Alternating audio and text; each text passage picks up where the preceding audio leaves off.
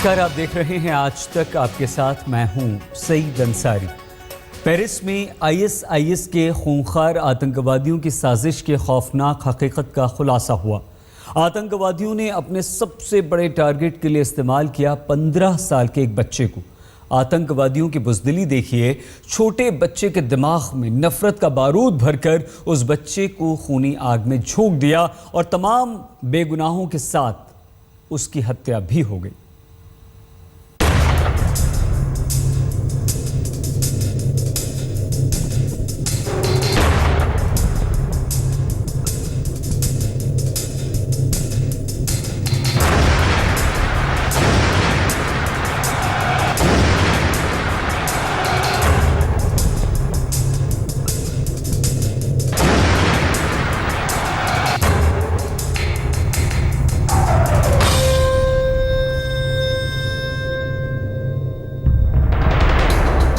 नवंबर की जिस काली रात को आतंक का घिनौना खेल खेला जाना था, पेरिस को खून से रंगने की साजिश रचनी थी, उसे अंजाम देने वाले पत्थर दिल इंसानों की पहचान में जुटी है पेरिस की पुलिस।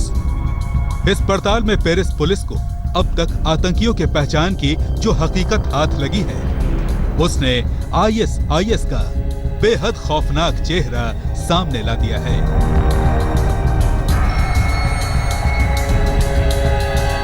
आतंक के खूनी खेल में शामिल था नाबालिग। 15 साल के लड़के के सिर पर सवार था कत्ल का जुनून। आईएसआईएस ने नाबालिग के दिल में भरी थी नफरत की आग। आतंक की आग में बचपन को झुलसाने की साजिश। जिस उम्र में लड़के दोस्तों के साथ मस्ती, खेलकूद और वीडियो गेम्स में मशगूल रहते हैं, उस उम्र का एक बच्चा पेरिस में बम और बारूद के साथ मौत का आत्मघाती खेल खेल रहा था। पेरिस के जिन ठिकानों पर आतंकी खून खराबा करने पहुंचे थे, उनमें सबसे महत्वपूर्ण ठिकाना था नेशनल स्टेडियम। यहां हजारों लोगों के साथ खुद फ्रांस के राष्ट्रपति फ्रांसवा ओलांद भी मैच देख रहे थे। तय है कि आतंकियों के निशाने पर फ्रांस के राष्ट्रपति भी थे और यहाँ की सुरक्षा व्यवस्था को देखते हुए नेशनल स्टेडियम पर हमला करने वाले आतंकियों का काम सबसे ज्यादा चुनौतीपूर्ण था। और आईएसआईएस ने इस सबसे अहम ठिकाने पर इस्तेमाल किया 15 साल के मासूम चेहरे को। इरादा साफ था कि आमतौर पर बच्चों पर पुलिस की चौकसी कम होती है और शक भी नहीं जाता। आईएसआईएस का इरादा शायद इसी का फायदा उठाकर आतंकियों को स्टेडियम के अंदर भेजने का था। आतंकी बर्बरता और 15 साल के लड़के की मासूमियत के सहारे अगर आतंकी अपने इस मकसद में कामयाब हो जाते, तो कंसर्ट हॉल की तरह नेशनल स्टेडियम भी खून से रंग जाता। लेकिन राष्ट्रपति की मौजूदगी और सख्त सुरक्षा की वजह से आतंकियों की कोशिश कामयाब नहीं हो सकी। तब तक पेरिस में आतंकी कंबोडियन रेस्टोरेंट और बाटाक्लान के कंसर्ट हॉल में धमाका कर चुके थे। पेरिस की पुलिस सतर्क हो चुकी थी। ऐसे में नेशनल स्टेडियम के बाहर घुसपैठ की कोशिश में जुटे आतंकियों के पास समय कम था। अंदर मैच चल रहा था कि शोर शराबे के बीच धमाके की आवाज सुनाई दी।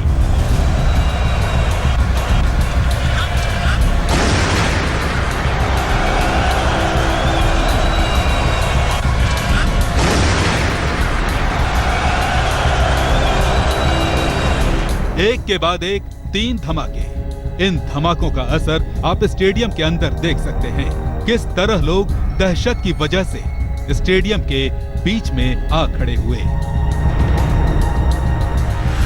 बाहर इन्हीं धमाकों के शोर में 15 साल के बच्चे की जिंदगी आतंक की आग में खाक हो गई। आतंक के आकाओं ने अपने मकसद के लिए किसी के मासूम सपनों को खून से रंग दिया। आप अंदाजा लगा सकते हैं कि आतंकी संगठन आईएसआईएस ने अपने नापाक मंसूबों को अंजाम देने के लिए बच्चों और युवाओं का किस कदर ब्रेन वॉश किया होगा। इराक से बंधकों की बेरहमी से हत्या किए जाने की तस्वीरें पहले भी आती रही हैं। लेकिन आतंक के इतने बड़े प्लान के लिए किसी बच्चे का इस्तेमाल सबूत है कि आईएसआईएस अमन और शांति का ही नहीं, नई पीढ़ी के लिए भी बेहद बड़ा खतरा है। आज तक ब्यूरो। धमाके के तुरंत बाद फ्रांस के राष्ट्रपति ने कहा था कि उन्हें पता है कि इस आतंकवादी हमले के पीछे कौन है। ये बात सच साबित हुई। पेरिस पुलिस ने 24 घंटे के अंदर एक फिदायीन आतंकवादी की पहचान कर ली। इस आतंकवादी तक पहुंचने में मददगार बनी धमाके के बाद मौके से मिली कटी हुई उंगली।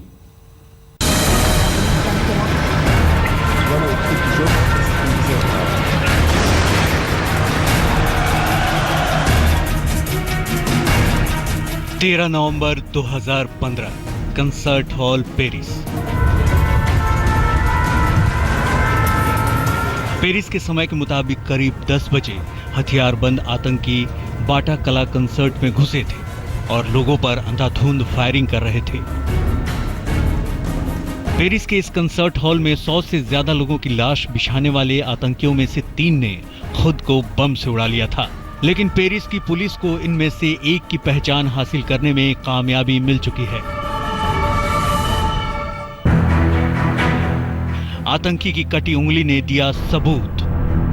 उंगलियों के निशान से सामने आई आतंकी की पहचान। पुलिस के पास मौजूद है इस आतंकी की पूरी फाइल। तो देखिए, बाटाक्लान कंसर्ट हॉल में कत्लेआम मचाने के बाद खुद को बम से उड़ाने वाला ये फिदायीन हमलावर है। 29 साल का उमर इस्माइल। पेरिस की पुलिस के पास इस आतंकी की पूरी फाइल मौजूद है, क्योंकि पहले भी इस शख्स का इस्लामिक कट्टरपंथ के लिए रुझान था। पहचान पुख्ता होने के बाद फ्रेंच पुलिस ने आतंक के 34 साल के भाई और उसके पिता को हिरासत में लेकर उसके बारे में और ज्यादा पूछताछ करनी शुरू कर दी है। पुलिस युवक उमर इस्माइल के घर और उसके दोस्तों के घरों की भी छानबीन करने में लगी है। सूत्रों के मुताबिक पुलिस ये पता लगाने में लगी है कि आईएस के लिए आतंकी उमर इस्माइल कब से काम कर रहा था, कैसे उसका संपर्क आईएस से हुआ, क्या वो कभी इराक भी गया था, क्या पेरिस हमलों को अंजाम देने से पहले वो आईएस के किसी दूसरे ऑपरेशन में भी शामिल रहा है। जानकारों के मुताबिक अगर पुलिस के पास उंगलियों के निशान हैं, तो किसी भी शख्स की सही पहचान बेहद आसान है। जब कोई उंगली मिलती है तो उंगली से किसी व्यक्ति की पहचान, एक तो उंगली का ऊपर का हिस्सा जब उंगली में मौजूद है, जो मिली है, तो उससे फिंगरप्रिंट्स जो है वो लिए जा सकते हैं और उनका सजा याफ्ता मुलजिम के जो फिंगरप्रिंट्स हैं वो पुलिस के रिकॉर्ड में होते हैं और उनसे उनको मिलाया जाता है ऑटोमेटेड फिंगरप्रिंट आइडेंटिफिकेशन सिस्टम से। आजकल तो मिनटों में ये काम हो जाता है और क्योंकि फिंगरप्रिंट किन्हीं भी 2 व्यक्तियों के आपस में नहीं मिलते, तो इसलिए डेफिनेट पहचान इससे हो जाती है, पक्की पहचान हो जाती है। हमले के बाद से पेरिस पुलिस की आतंकियों पर काबू पाने की रणनीति बेहद चुस्त रही है। शायद इसी यकीन की वजह से हमले के तुरंत बाद स्टेडियम से बाहर आते हुए राष्ट्रपति फ्रांसवा ओलांद ने कहा था कि उनकी सरकार को मालूम है कि आतंकी हमले के पीछे कौन है और वो कहां से आए हैं। This is a terrible event that has once again come upon us. We know where the threat is coming from. We know who the criminals are. We know who the terrorists are. अब तक की जांच में पता चला है कि धमाकों में शामिल 3 आतंकियों का ताल्लुक बेल्जियम की राजधानी ब्रुसेल्स से है। सबसे बड़े धमाके के पीछे की कहानी का एक किरदार फ्रेंच पुलिस बेपर्दा करने में लगी है। फ्रेंच पुलिस के मुताबिक इन हमलों को अंजाम देने के लिए 9 महीने तक लंबी प्लानिंग की गई थी। आज तक ब्यूरो। पिछले कुछ दिनों से जिस तरह से भारत में आईएसआईएस की मौजूदगी के सबूत मिल रहे हैं, चाहे वो कश्मीर में आईएसआईएस के झंडे फहराने वाली बात हो या सीरिया में लड़ाई के लिए महाराष्ट्र के युवकों के जाने की बात हो, इससे भारत पर भी आईएसआईएस का बड़ा खतरा मंडरा रहा है।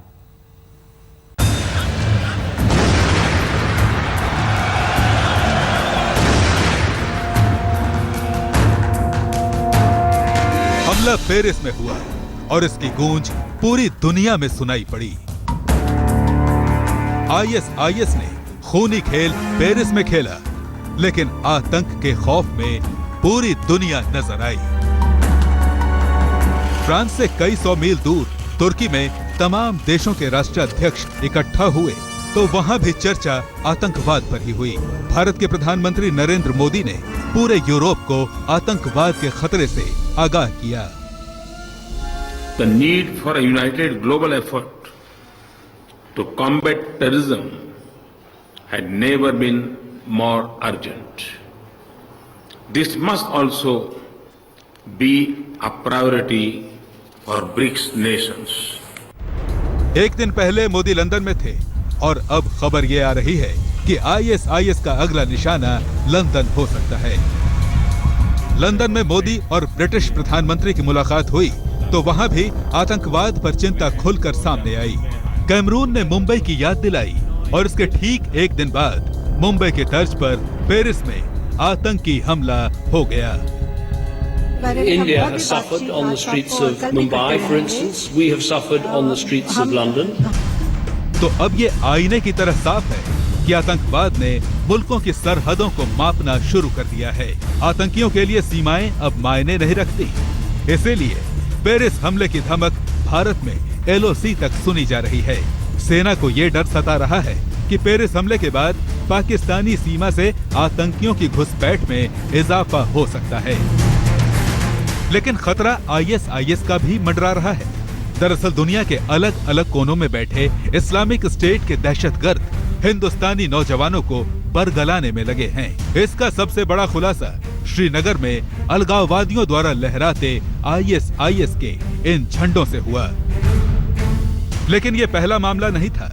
इससे पहले मुंबई से सटे ठाणे के 4 परिवार के नौजवानों के ISIS की जंग में शामिल होने इराक जाने की खबर आ चुकी थी। लेकिन ये ISIS के इंडिया कनेक्शन का इकलौता मामला नहीं था, बल्कि ISIS के इंडिया कनेक्शन की बात तब और साफ हो गई जब पिछले 15 सितंबर को UAE ने 4 ऐसे हिंदुस्तानियों को गिरफ्तार कर भारत सरकार के हवाले किया जिन पर ISIS से ताल्लुक रखने का शक था। ठीक इसी तरह कुछ रोज पहले UAE से ही 37 साल की एक महिला अफशा जबीन उर्फ निक्की जोसेफ को भी सुरक्षा एजेंसियों ने धर दबोचा था, जो वहां रहकर ISIS के लिए नौजवानों और खासकर लड़कियों को बरगला रही थी। जनवरी में खुफिया एजेंसियों ने हैदराबाद के एक नौजवान सलमान मोइनुद्दीन को पकड़ा था, जब वो सीरिया में जारी जंग में शामिल होने के लिए दुबई और तुर्की के रास्ते यहां से उड़ान भरने जा रहा था। इससे पहले दिसंबर 2014 में 24 साल के इंजीनियर मेहदी मसरूर विश्वास को भी सुरक्षा एजेंसियों ने बेंगलुरु से ISIS के लिए सोशल मीडिया पर प्रचार करने के इल्जाम में पकड़ा था। इन संकेतों से जाहिर है कि हिंदुस्तान को भी इस्लामिक स्टेट से सावधान रहने की जरूरत है। आज तक ब्यूरो। पेरिस में हुए आतंकवादी हमले ने इस मुद्दे की गंभीरता को एक बार फिर से आपके हमारे सामने लाकर खड़ा कर दिया है। दुनिया भर के देश आतंकवादी हमलों को लेकर अपनी एकजुटता अब दिखा रहे हैं।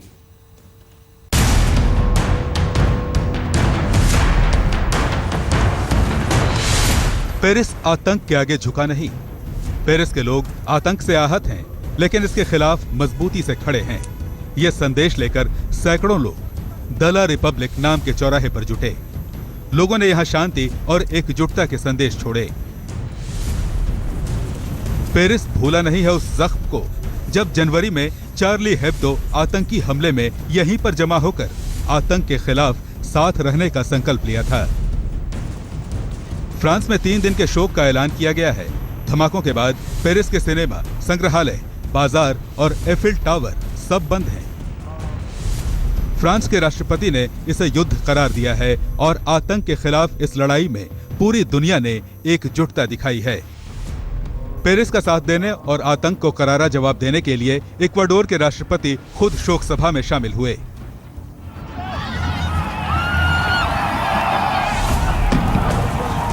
न्यूयॉर्क में West Point army football team France के झंडे लिए मैदान में उतरी।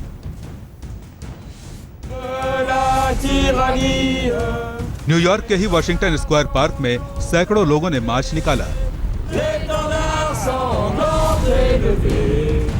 पेरिस धमाकों को लेकर लोग शोक संदेश लिख रहे थे और फ्रांस का राष्ट्रीय गीत गा रहे थे।